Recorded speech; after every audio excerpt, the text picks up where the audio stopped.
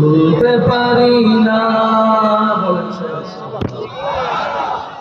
আমি বড় আশাবাদী আপনাদেরকে নিয়ে।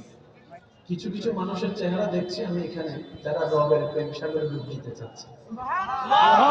আমার আলোচনা সবার জন্য করিনি, করবো না। আমার জন্য ওই একজন আশিকই যথেষ্ট। এমনও তো হতে পারে ওই একজন আশিকের ইবাদত কবুল হবে আর আমার মতো গুনাহগারকে মাফ করে দিবে। আওয়াজ দিয়ে বলেন আল্লাহ চাইলে পারে না ভাইয়া? আপনারা অনেক সময় দেখেছেন রাস্তার মধ্যে একটুর জন্য আপনারা বেঁচে গিয়েছেন, অ্যাক্সিডেন্ট হয় না। এরকম অনেক মানুষ এখানে আছে। কোনদিন আপনার পর একটা সুন্দর ব্যবহার দান আল্লাহর পছন্দ হয়েছে, আল্লাহ আপনার অ্যাক্সিডেন্ট বাঁচাই দিয়েছে। আল্লাহ সবসময় বান্দার ভালো চায়, বান্দায় বান্দার কত চায়। আমি একটা প্রশ্ন করবো, আপনারা শুধু শুনে উত্তর দিবেন। আল্লাহ আমার মুরব্বীর হায়াতে বরকত দান করুন। যতগুলো মানুষ আছেন সবাই কিন্তু আমিন বলে না, খেয়াল করছেন?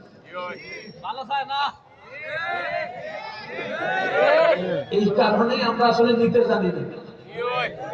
আল্লাহ বলে যে আমি তারে দিই যে অন্যরে দেয়। বলেন না সুবহানাল্লাহ। আমি তার দোষ গোপন রাখি যে অন্যের দোষ গোপন রাখে, যে অন্যকে ইজ্জত দেয়। আমি ওয়াত ইজ্জুমান তাশাওয়ালা তাকে ইজ্জত দিই। সুবহানাল্লাহ। যে অন্যের মুখে ন্যায়ভাবে হাসি ফুটাবে, আমি আল্লাহ তার জীবনে হাসি ফুটাবো। সুবহানাল্লাহ। আজকে থেকে আমরা একটা কাজ করার চেষ্টা করব, সেটা হচ্ছে যে আদবের সাথে নিজের জবান বন্ধ রাখার চেষ্টা করব। অপ্রয়োজনীয় যেন কোনো কথা যেন আমরা না বলি। ইনশাআল্লাহ কি বলি?